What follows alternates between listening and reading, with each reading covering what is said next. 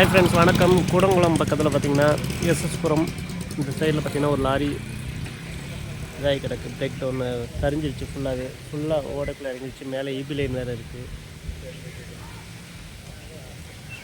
பாருங்கள் எவ்வளோ ஆபத்தான டேனிங். ஃபுல்லாக வண்டி மெயின் ரோடு, எதுவுமே வண்டி எதுவும் போக முடியாது. ஃபுல்லாக வண்டி ஃபுல்லாக டிராஃபிக்காக நிற்கிது.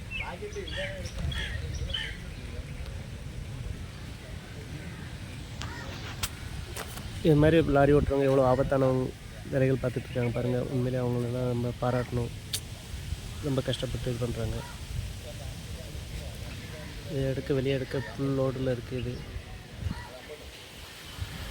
காத்தாடிக்கான இது